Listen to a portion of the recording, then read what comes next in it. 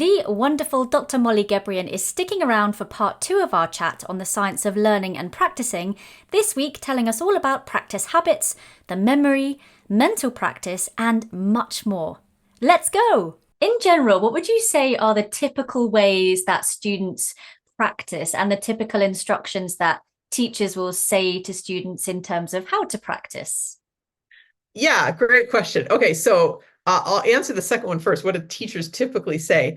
In my experience, teachers just typically say, well, practice more. You just have to practice more. And that is not helpful because it doesn't tell you what to do. And it implies that the sheer amount of time that you spend practicing is the most important thing, which couldn't be further from the truth. If you practice badly 10 hours a day, every single day, you're going to get nowhere. But if you practice exceptionally well, 1 hour a day for the same amount of time, you're going to get far further in your development, even though you practiced for far less time. And so that's the first thing. In terms of how students often practice, the two most common practice methods I see students using, the first one, I call it the treasure hunt method. So this is students will start at the beginning of, their music, and they will play or sing until they make a mistake, and then they'll fix their mistake, and then they'll go on until they find another mistake. They'll fix that one, go on. So that's one, the treasure hunt method. The second one is very closely related. Students will start at the beginning and they'll go until they make a mistake, and then they'll start over again and they'll try to do it the second time without a mistake, and they'll kind of just keep doing that. The problem with both of those ways of practicing, we were talking about pathways. The more time you use the neurons involved in a particular neural pathway, the stronger that pathway gets. But your brain doesn't know right from wrong. It doesn't know if you did it well or you didn't do it well. It just knows which pathways are being used. And if you're using a pathway a lot, your brain thinks it's important. It keeps it, it myelinates it. And it really doesn't know, is this right or wrong? It just knows, oh, this is being used a lot. Okay, let's make sure this pathway is really efficient. And so when you use the treasure hunt method or you use the start over and try again method, even though you know you've made a mistake, right? Because in each case you stop and you do something about it, you have also just reinforced that mistake pathway. And so your brain is like, okay, this is an important pathway. Let's make sure this pathway works really well. And you're like, no, I don't want that pathway. Like, that's a bad pathway.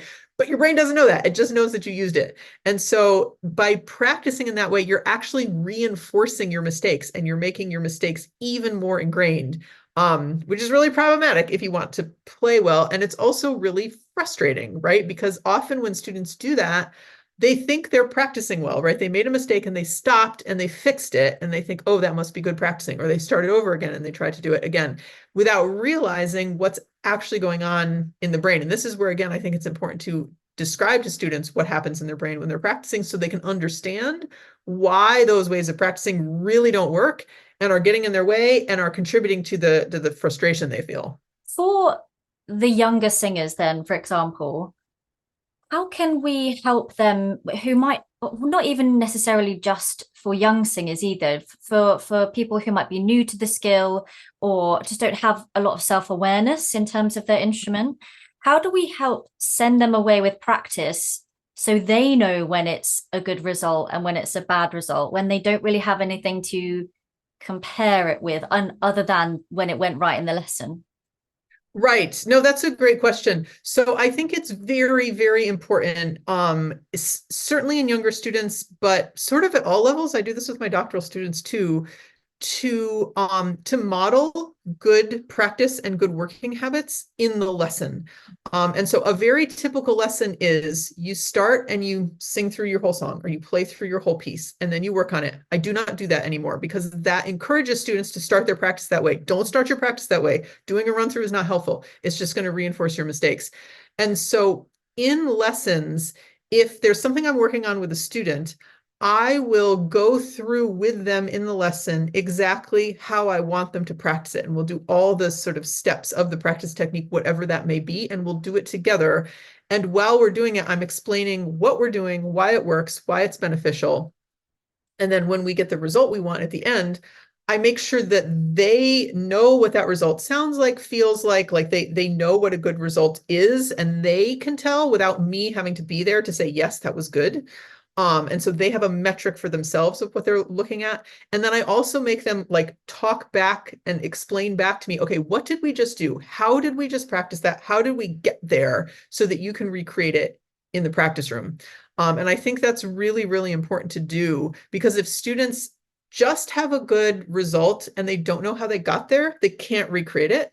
If students got a good result and they themselves don't know it was a good result, they're just relying on you as the teacher to tell them it was good, that's also not helpful, because then, like you said, they don't have any metric when they get home. And how are they going to know if they're practicing well? They won't. Could you just give us a scenario walkthrough then of your lesson from start to finish, so we might be able to sort of amend it to our own studios? Yes. Okay. So that completely depends on the student and what they're working on and Yeah, where of they are in course. their progress. But for instance, um, Uh, usually what I do with my students, let's say they're working on a brand new piece of music. Often what teachers will do is they'll say to a student, well, here's this music, like go learn it and bring it back next week. What I do is with younger students, I will just, pick out, always start with the hardest parts. I'll pick out like, these 3 measures here, these 8 measures here, and that's all I want them to work on the next time. With older students, that's a collaborative process that we decide together what the most challenging things are. And so, we've picked out our sections that they're going to work on for the next time, and I give them very specific goals for that section. So as an example, sometimes a particular passage is tricky because it's very hard to play in tune. The rhythm is kind of strange, and it has some like weird like coordination challenges in it, let's say. You can't work on all of those things all at the same time when something is brand new. You're going to overload your brain. And so maybe the only thing that I want them to figure out for the next time in that passage is the rhythm, because that's the trickiest thing. Once they have that, the other things will fall into place. And so I'll be like, okay, these 3 measures for next time, I just want you to work on the rhythm. And here's how I want you to do it. So, maybe first of all, figuring out where the notes fall in relation to the beat. And then can they clap the rhythm and stay accurate? For singers, can you say the rhythm on the words? Maybe if it's in a language that's easy for you to do that. If not, just on la la la, like can you do the rhythm with no like pitches involved? And so when they come back the next week, the lesson will start with these passages I've picked out. And so for that passage with the rhythm, it would be like, okay, last time I asked you to learn the rhythm in these 3 measures. Can you do the rhythm for me? However I ask them to do it. So could you clap it for me? Or something that we do on strings often is you'll play the rhythm just like on open strings, so no fingers down, and it's just like the bow is moving. So can you do it for me on open strings, or can you sing the rhythm? And so they demonstrate that they can do, hopefully, whatever I've asked them to do. If they've run into problems, sometimes students will be like, okay, I can do the whole rhythm, except I realize like this one part right at the end, I get really confused here because I don't understand how this rhythm works, let's say. And so then I will help them figure out the rhythm, how it sounds. We'll practice it together. And then their sort of homework for the next week on that is to solidify the whole rhythm, including the part that we did together. And maybe the next step of this will be working on the intonation, because it's hard to get in tune for some reason. And so the way I'll have them do that is work on the rhythm separate. And then for intonation, don't even worry about rhythm, like make every note like the same note value, and just worry about intonation. Next week they come back, rhythm is great, and maybe they're in tune except for a couple notes. We work on those notes, and then for the next week it's like putting them together or something like that. And so for the other sections I've assigned, it's the same thing, that every week they have like a specific goal that we've talked through. How do you achieve that goal? When they come back the next week, I check in on all of those things, and then I give them sort of the next step in the process to work on. I think there's an expectation that teachers will set practice at the end of each lesson to give the singer something to do in between. But talking through all of this with you, it's making me think that actually setting practice isn't actually always appropriate if the thing hasn't been found in the lesson. Otherwise, we might just be asking them to go home and practice wrong things, or Exactly. just practicing, as you say, for the sake of it. So, how would you advise us to work in those scenarios? If we haven't quite found it in the lesson, what would you advise us to do? Right. Yeah, that's a great question. So let's use my example of the tricky rhythm in a Mm. passage. And so maybe in the lesson, you have helped the student figure out like where all the notes line up, like in terms of how they line up with the beat. And the student understands that sort of intellectually, but maybe they can't actually like do the rhythm, right? And it's difficult for them. And so maybe their homework for next time, and what I see often in my students is like with rhythm, usually like parts of it are fine. There's just like a few parts that are like really confusing and like putting the whole thing together doesn't work. And so their homework for the next time might be, okay, the parts where the rhythm like feels easier to them, they're going to sort of be able to clap that. And then maybe there's like a beat or two where the rhythm is like really, really tricky and they can get it if they're really focused on that and they're going really slowly, but that's it. So maybe what I will do in their lesson is I will make a recording of myself, like clapping the rhythm or saying the rhythm or something, at a nice slow tempo for them to take home with them. So they can listen to that and they can like sort of clap along with it. And so the first step would be just doing like those beats that are really tricky and getting those like really, really solid. And maybe that's enough for that student for that week.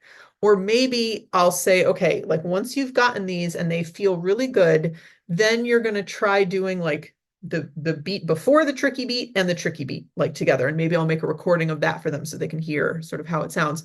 Um, and and maybe they'll have like little packets of beats like that the whole thing isn't together. And then the next week I'll check in on that and then we'll figure out what our next goal is.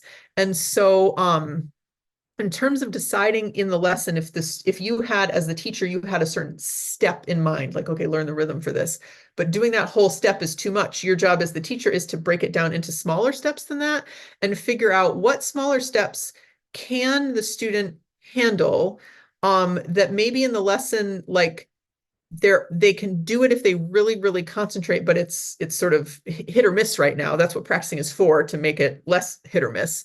But your job as the teacher is to break it down into a small enough thing that they can accomplish whatever you're asking in a week, but it's also not too small that they only have to practice it like one day and they're fine. And often with students, I will say, okay, your first step is going to be this thing, maybe these individual beats that are hard. And I'll say, I suspect this will take you maybe 2 or 3 days of practicing. And after 2 or 3 days, you'll feel pretty good with that. Once you feel good with that, then I want you to do like these two beats together or whatever. And, I think that'll probably take you 2 more days. And then I'll say, like, if you still have time before your next lesson, and these steps feel really well, then your next step is going to be this. But if you don't get to that step, that's fine. We'll do that together in the lesson the next week. And so I'm always trying to show students like, okay, here are the succession of steps. I'm going to give you the ones that I think you can do within a week. And here are sort of the benchmarks for yourself to know whether you can go on to the next step or not. Here's kind of a stretch goal for you. If you don't get that, that's fine. So the student knows the process we're going through. You mentioned about overloading the brain, overwhelming it with lots of new things and new information. Obviously, we'll take the person as they are in front of us, but how many things would you advise is enough to be exploring in one lesson? So singing lessons can vary. I don't know what your sessions are like, but singing lessons can vary from like 20 minutes as a peripatetic teacher to something like over an hour if you're working with somebody on a gig. What would you say about that? Right. That's a great question. And again, it depends on the individual. So this gets to something called working memory, which we haven't discussed yet. And so back up one step. So most people I think have heard of short-term memory, right? So somebody gives you their phone number, you have no way to write it down, and so you just repeat it over and over until you can write it down. That's sort of your short-term memory. You have to repeat it a lot in order to remember it. It would, if someone told you their phone number and then you got a really important phone call, like when you got off the phone, you totally would have forgotten that phone number, right? Because you couldn't repeat it. Working memory is very closely related to short-term memory, but it's slightly different. So working memory is something you're holding in your memory, like someone's phone number, but you're also using that information in some way. So the example I often give is if I told you my phone number and I said, okay, you have to remember it, but I also asked you to add up the individual digits of that phone number and tell me what it comes to. Yeah, you can tell, like that would be so hard, right? To like remember it and add it up. So that would be using your working memory. You can feel, without even doing it, you can feel how hard that would be, right? You can feel like how easy it would be to get overloaded. Like if I gave you phone numbers in the United States are 10 numbers long, there's a 3-digit area code and then the other 7 numbers. It would be much easier if I only gave you the 7-number phone number, right? Because it's fewer numbers to remember than the whole 10-digit one. So you can kind of feel like how easily you would get overloaded. Everybody has a different working memory capacity, and it comes back to what we were saying about individual, differences. It's just a difference. Not bad, not good, but everybody has a different working memory capacity. And just like short-term memory, like if I told you to remember 3 numbers, that would be pretty easy for you to hold on to 3 numbers. If I gave you a string of like 20 numbers, like no, like that would be too much information to remember. And so what research shows is that short-term memory has a capacity of 7 plus or minus 2 on average. So 7 pieces of information, individual numbers in this case, plus or minus 2. Some people smaller, some people larger, but that's an average. Everybody's different, right? And so working memory is kind of the same. And when you overload your working memory, things just stop working. I think everybody has an intuitive sense of what this feels like, right? Everything just starts falling apart and you can't like really do anything. That means you've overloaded your working memory. And so in terms of how much you can put into a lesson, it really depends on the student. If you have a student with a very large working memory capacity, then you can put more stuff in the lesson. If you have a student with a smaller working memory capacity, you can't. And so it's also your job as the teacher to kind of monitor that and sort of notice, okay, this last instruction that I just gave them made like everything we were working on before a lot worse. The way this usually shows up in lessons is students are, they can do what you say, it's basically fine. Maybe they need to work on it, but it's basically fine. And then you tell them one more thing to do, and then sort of everything falls apart, including the things that were fine just a minute ago. You just overloaded their working memory. That's why everything fell apart. And so that one thing, you're going to just take that away and be like, okay, don't worry about that right now. As we get better at things, we don't have to rely so much on our working memory because it becomes part of our muscle memory or our long-term memory, like our habits. So an example for this that often people will relate to outside of music is sort of learning a foreign language. When you start learning a foreign language, you don't know very many words. And so when you're trying to say something, it's hard to kind of come up with the words and think of the words because you have to remember like every individual word. But once you've gotten better at that language, there's certain things that you don't have to think about. You just kind of know how to say them because they're sort of idioms or you've said them a bunch of times, or like it's that feeling in your native language that's like, of course you say it that way. How else would you say it? It's just like how you say it. It's the same thing that happens in music. As we practice, things become more automatic and easier, and that sort of frees up working memory space. But when something is new and you really have to like think about it the way you have to think about every word when you're starting to learn a foreign language, if you put too many things in there, it just all breaks. And so teachers, we just have to really pay attention to that. So if one of your students comes back to you the following week and they haven't been able to practice, insert excuse here. There are many, but also, life happens and they don't sometimes have the opportunity to. The thing that they've been working on just probably hasn't been able to move forward, or it needs to be continued because we haven't quite myelinated the system yet, the pathway yet. So how do you continue to work on those things to help, move it along, get the percentages up, get that sim panel progress report on its way, but still keep it exciting and varied? Right. Yeah, that's a great question. So one thing I will say first is when students come, well, I wasn't able to practice because of this, and students always have those reasons. The first thing I do is try to help them problem solve and troubleshoot. And I do a lot of time management type stuff with my students, helping them like write out schedules and things like that. Because often They did actually have time to practice. They just weren't thinking about their time in a creative enough a way to fit their practice in. So that's one thing. But sometimes you're right, like life happens. They literally did not have time to practice, and it's nobody's fault. And so what I do in those cases is I also like, especially very conscientious students who like feel bad when they can't practice. I don't want to like shame them for taking care of themselves and like not overloading themselves. And so usually my first question is, okay, what were you able to practice? Let's start on that. And so we can sort of move forward with that. With things that they weren't able to practice at all, or maybe nothing was able to get practiced, I will usually practice with them in the lesson. But the way that I do that is I'll say like, okay, I know you weren't able to practice this piece this week. Can you pretend that I'm not here and show me how you would practice it if you had had time to practice it? That is often very illuminating as a teacher too. It's a little artificial because you are in the room and they're probably not really practicing the way they normally do, but it's still very, very illuminating. And often those weeks when students like couldn't or didn't practice, were able to have really productive conversations about, okay, you were practicing it in this way. That's not a very effective method. Here's something that will work better. And we do it sort of together in the lesson. Sometimes not practicing is actually resistance to practicing because the student doesn't know how to practice it, or they feel overwhelmed by it and they don't even know where to start.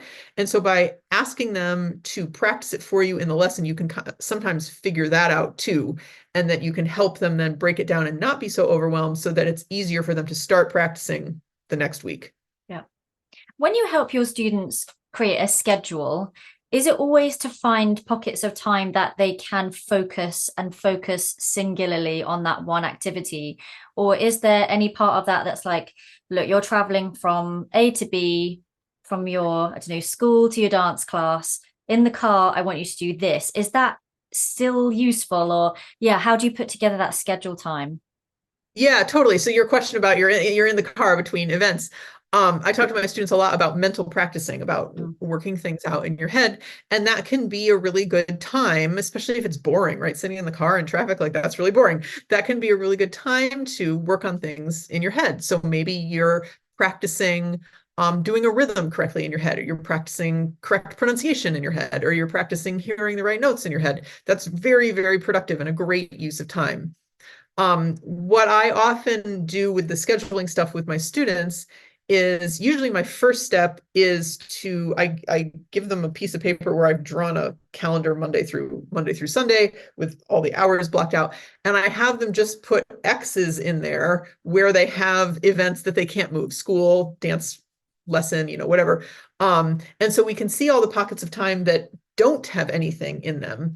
And then we can figure out, okay, what's going to go in these pockets of time? Which one of these are homework time? Which one of these are practice time? And often for many people, not everybody, but for many people, having a dedicated time, it doesn't have to be the same time every day, but knowing like, okay, I'm going to get home from school, I'm going to eat my snack, and then I'm going to practice for half an hour, and then I'm going to do my homework, and then I'm going to go to my soccer practice or whatever it is. Just knowing ahead of time when you're going to practice often can be really life-changing for a lot of kids, because for all of us, when we have to decide in the moment what to do, that sort of decision overwhelms us. And it's hard to make a decision. We often don't make good decisions, and we often procrastinate because we don't really feel like doing anything. And so we just like go on social media or whatever. But if you have that time already set aside and you're already sort of planning on that, and okay, when I get home from this, then I'm going to do this, and then I'm going to do this, it's much easier. It's not foolproof, obviously, but it's much easier to do that thing that you decided on rather than being overwhelmed by the decision in the moment. Yeah. And does it have to be a specific length, or does it have to be the same time every day? No, it doesn't. I mean, everybody's different again, right? Like I work very well when I have predictable schedules, and if left to my own devices, which never happens during the school year because I'm too busy, but if left to my own devices, I will practice at the same time for the same amount of time every day, because I like that predictability and I don't really have to think about it then. It's just like, okay, this is what I do here, and then, but many people don't like that predictability. They find it feels like a straitjacket, and that's fine, right? It doesn't really matter. I think it's important, you said a set amount of time. I do think it's important to put an end time on practicing, that it's not just like open-ended amount of time. Because all of us, when we have open-ended amount of times, we tend to not use that time well. And we tend to do things kind of mindlessly and whatever. I'm a big proponent of using timers when you're practicing, especially timers that limit you to far too short an amount of time. Like if you would want half an hour to practice something, only let yourself practice it for 10 minutes. Because one, it's much less overwhelming that way, it's less time. But two, when you limit yourself, you really have to be very clear on what you hope to accomplish in that time and how you're going to accomplish it. So it really focuses you, so you're not sort of wasting time. Because I think it's easy. I mean, we've all had the experience of we have the whole day free. Look at all this time. And then it's like 6 p.m. and you've done literally nothing because you felt like you had the whole day. And then you were like, oh my God, I just wasted this day. It doesn't necessarily feel good to schedule out a whole free day in terms of what you're going to do when. But most people do find that if they do that, then when they get to 6 p.m. and they've done all this stuff, they feel, oh, look at me. I was so productive today. Look at all these things I did. And you feel really great, rather than that feeling of, oh man, how did I waste this whole day? This is horrible. So it takes some, I don't know, faith at the outset that future you is going to be glad that you put this plan in place and you followed it. But yeah, so end times I think are helpful. But in terms of, yeah, same time every day or same amount of time every day, I think that's an individual preference. I'm just pressing the pause button on the podcast for a very brief moment to invite you to book your free BAST call. If you've been thinking about joining the BAST community through one of our courses, but you just don't know which option is the best for you, then why not book your free Zoom chat with our very own Kimberly George, who has all the answers. Head over to basttraining.com/book-a-call/ and click that big blue button. That's basttraining.com/book-a-call/. Now, where were we? After this conversation, I feel like I'm such an incredibly anal person. I write out my hourly bit for the day and I clock how many hours I've spent on it. And I'm like, okay, I've spent 8 hours doing this thing today. I deserve that break. But now I'm like, hold on. Molly's told me that taking breaks will actually make me more like efficient at something, or it can help. So now I feel like I need to deconstruct my behavior. Yeah. I mean, that's the funny thing about breaks. I mean, our culture tells us that breaks are wasted time. You're lazy. You don't take a break, blah, blah, blah. And that is like the complete opposite of what all the research shows, that you will get more done. You'll be more productive. You'll be happier. You'll be healthier if you take breaks. And I'm like you. I like everything to be like nice and scheduled and I know what I'm doing and stuff. And so I have to schedule my breaks because I'm not going to like take a break of my own accord. I need to actually schedule in the breaks so I take them. And for me, that works because it's, I don't know, it feels like, okay, I know when I'm going to do my work and I know I'm going to get it done because it's scheduled. During the break, I don't have to feel guilty because one, I know the break is going to be beneficial. And two, I do have a scheduled time for doing the work. I'm not like procrastinating or being lazy. Like the work is going to happen later. Right now, I'm taking a break. And so I don't know, I'm sure there's going to be people like, you schedule your breaks, but again, individual differences, right? It works for me and that's all that matters. And me, I'm totally with you. I love a scheduled break. I love organized fun. Yeah, right. I'm the same way. We'd have a ball. We'd have like such a, right now, Molly, it's 9 p.m. It says we now have to get a second glass of Prosecco. I'd love it. That's hilarious. I was telling you, I'm moving across the country. I have every day I have things. I said today is my kitchen packing day. That's because I scheduled. I'm supposed to pack my kitchen today. Okay, I'll do it. You mentioned mental practice just a second ago, and I'd love to know what's happening in the brain when we're doing that. And also, you've mentioned in one of your resources how studies have shown that a combination of mental practice and physical practice is actually better than either one on their own. So why is that? Yeah, that's totally true.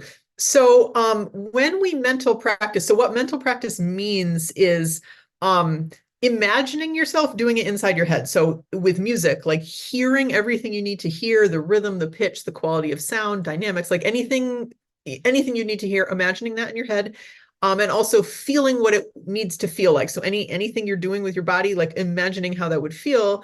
And then just like you would when you're actually like physically practicing, you can solve problems in your head, and you can make sure that you get it right in your head, that you imagine it clearly in your head. And when we're doing that, it's actually the same parts of the brain that are involved as when we're actually physically doing it. The brain activation between mentally doing something and physically doing something is nearly identical. It's not 100% identical, because if it were, we couldn't really tell the difference between mental practicing and actually doing it. That would be very weird, I would think. In the parts of the brain that aren't active when we're mental practicing are the ones that are necessary to actually physically move. And so it makes sense that like they wouldn't be activated, right, when we're not actually physically moving. So that's why it works. And you're absolutely right that the research shows that when people do mental and physical practice instead of only physical practicing or only mental practicing, that produces a better result than just doing one on its own. The reasons for that are a few. One, in order to imagine something clearly, you like really have to understand it and know what you're doing. And so often the process of being able to clearly imagine something improves your understanding of that skill or that thing or whatever, which then translates into doing it physically. They've also found that when people mental practice, they have what are known as mental representations, which are kind of like internal blueprints for how something works. They have mental representations that are much more sophisticated. So they're better organized, they're more detailed. They're just, when you look at mental representations in people that are like just learning a new skill, if they've mental practiced it, their mental representations look like the mental representations of someone who's at a much higher skill level. And so those more robust mental representations seem to help get you to a higher skill level. They've also found that when people who have really clear, robust, organized mental representations, when they actually perform that skill, the brain is working in a more efficient way, which is interesting. So it translates to the actual physical performance of the skill. And so, yeah, the thinking is that when you do mental practice, it just organizes your understanding of whatever it is better. And that then translates to a higher level of skill when you actually go to do it.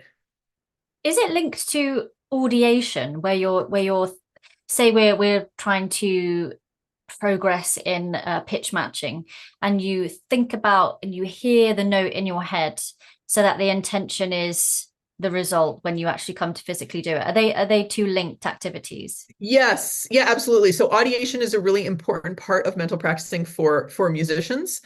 For athletes, they don't care about that. They don't have to hear how they dive into the water or whatever. But for us, yeah, the skill of audiation is really, really important. And that is something that we can work to improve, and something that the clearer our ability to audiate what we're singing or playing gets, the more successfully and more accurately we'll be able to actually like do that out in the world.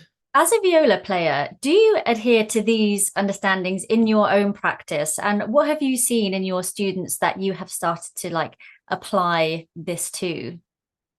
Yeah, absolutely. I mean, everything that I talk about all the time is exactly how I practice myself. Because if I understood how the brain worked more effectively and I didn't use it, like that doesn't make any sense. Like why would you do that?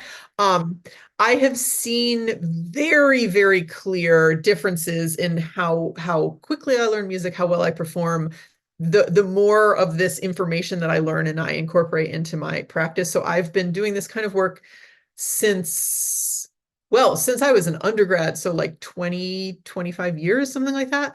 And everything that I talk about in all the work I do on practicing and the science of practicing, usually the way it works is I learn about a particular area of the research and I really make sure I understand it.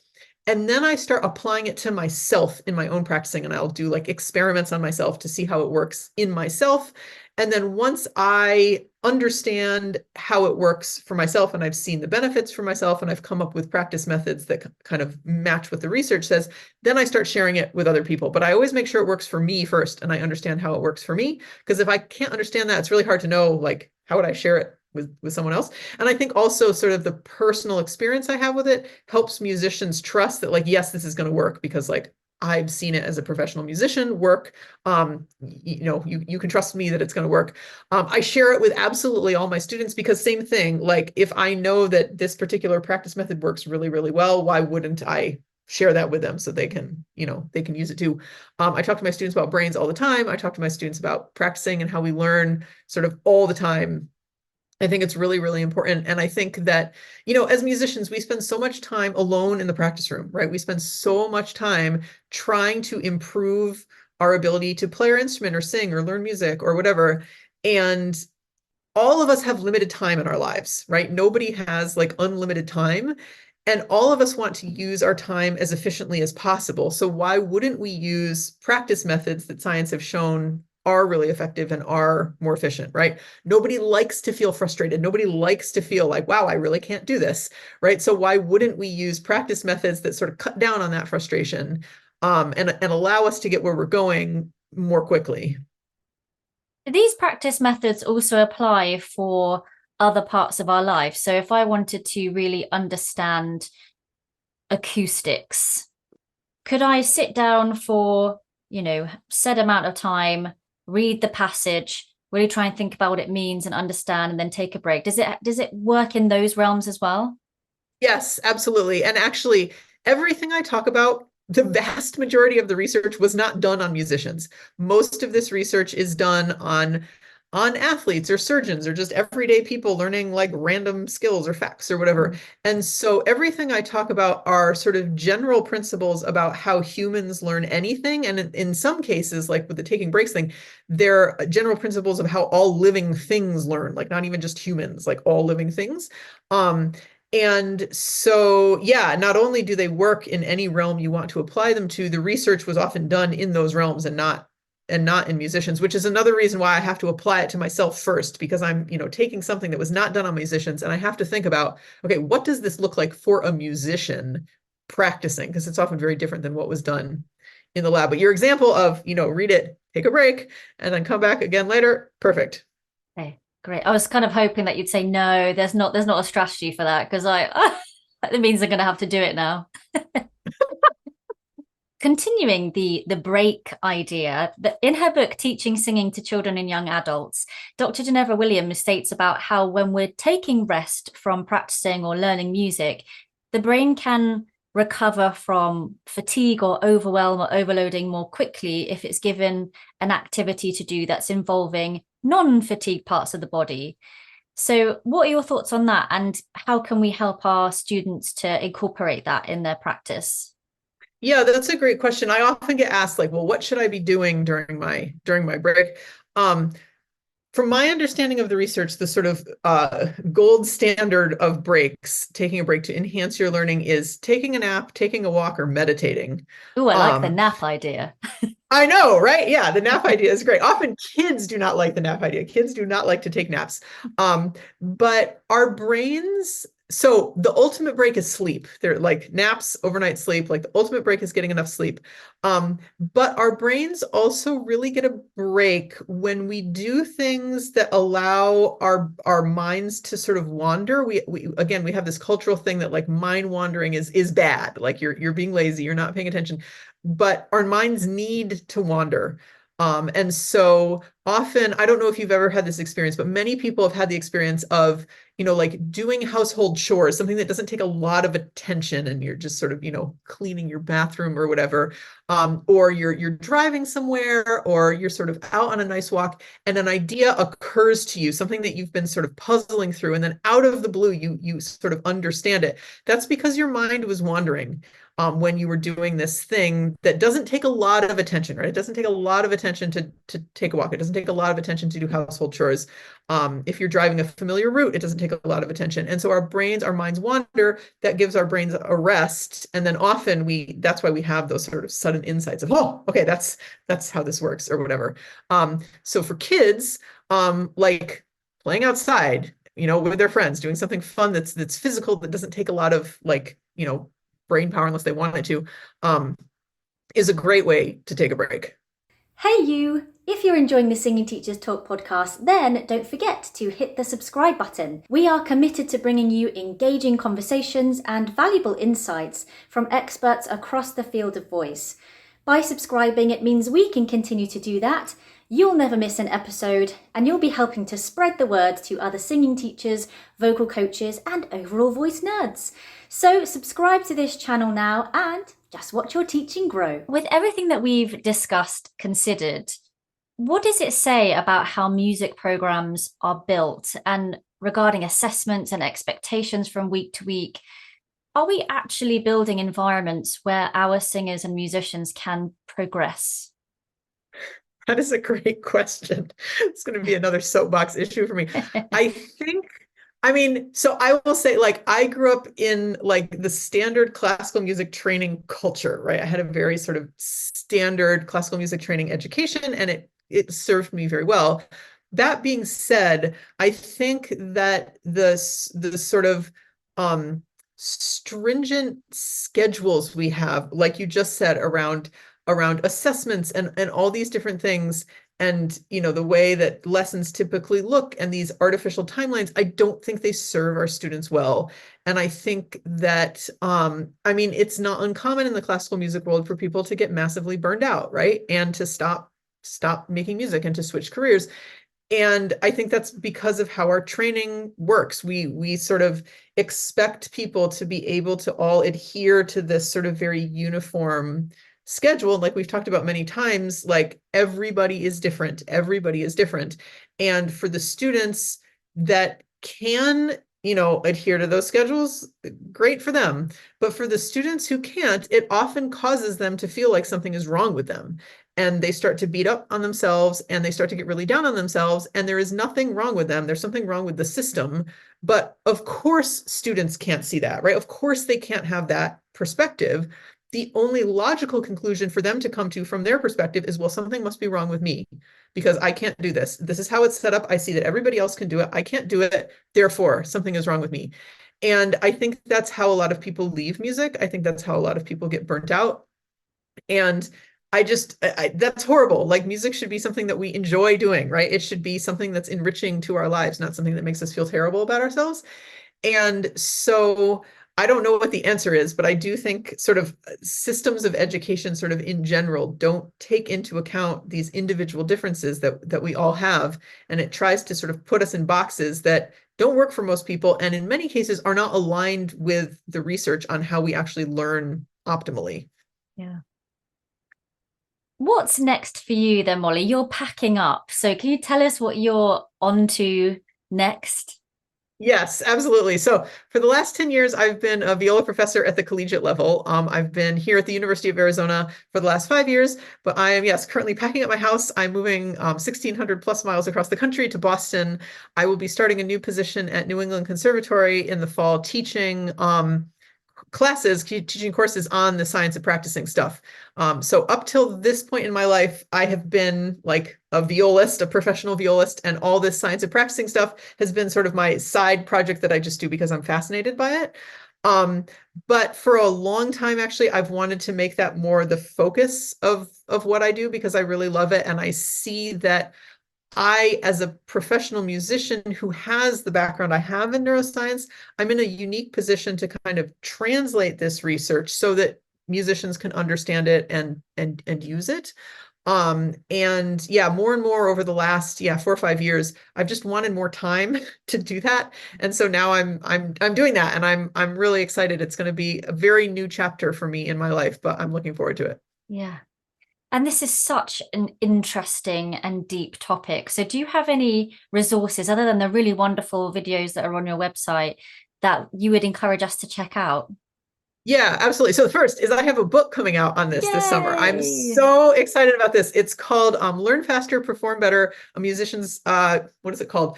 A Musician's Guide to the Neuroscience of Practicing. I should know the name of my own book. It's being published by Oxford University Press. I wrote it in summer 2021. It takes a long time to get a book published, I have discovered. But it is, this is something I've been working towards for a long time. I'm really excited about it. It has information about all these topics that I've talked about in my YouTube videos and stuff, but it also has a lot of stuff that I've never talked about before.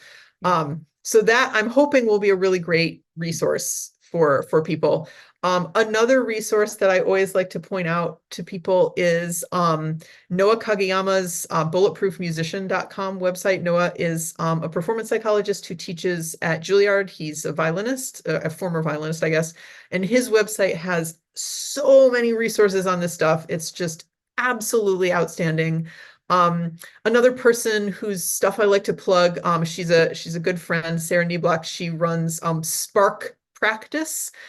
She comes to a lot of the same topics that I talk about from a very, very different angle. But she's developed some really outstanding resources to help people practice sort of more effectively. She was a competitive rower, so she comes to it from a sports background, and it's really interesting how she sort of applies this stuff. But yeah, in terms of my own resources, yeah, on my website, I have a whole bunch of videos about this stuff. I have PDFs and other podcasts I've been on. I teach courses like online, like live online courses via Zoom. And so there's information about that on my website. So yeah, lots of stuff out there. Brilliant. Have you ever read the book Musicophilia by Oliver Sacks?